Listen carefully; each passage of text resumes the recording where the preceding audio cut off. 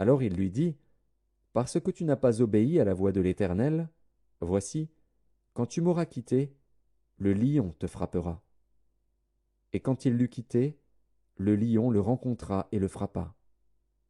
Il trouva un autre homme, et il dit, frappe-moi, je te prie. Cet homme le frappa et le blessa.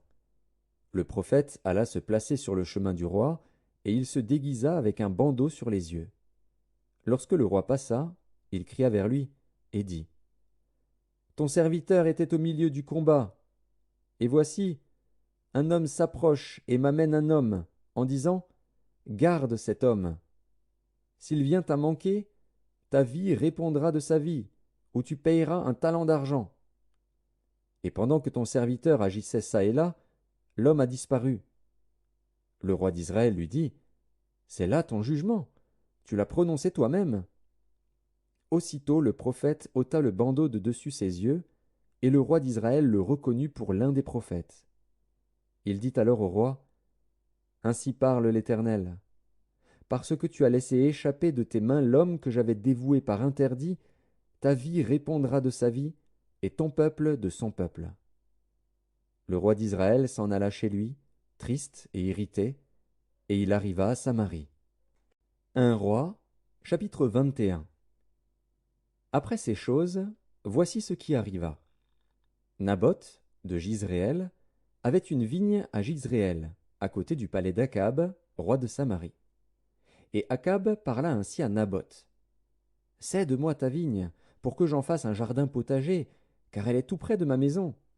Je te donnerai à la place une vigne meilleure, ou, si cela te convient, je te payerai la valeur en argent.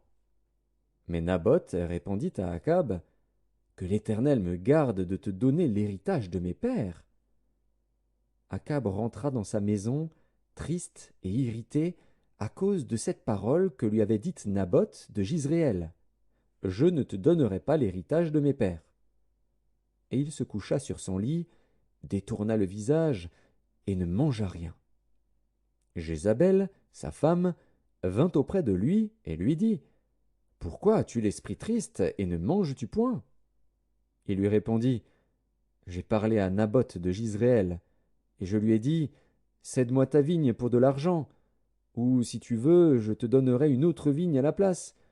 Mais il a dit, je ne te donnerai pas ma vigne. Alors Jézabel, sa femme, lui dit, est-ce bien toi maintenant qui exerces la souveraineté sur Israël? Lève-toi, prends de la nourriture, et que ton cœur se réjouisse. Moi, je te donnerai la vigne de Naboth de Jizréel. Et elle écrivit au nom d'Akab des lettres qu'elle scella du sceau d'Akab, et qu'elle envoya aux anciens et aux magistrats qui habitaient avec Naboth dans sa ville. Voici ce qu'elle écrivit dans ces lettres.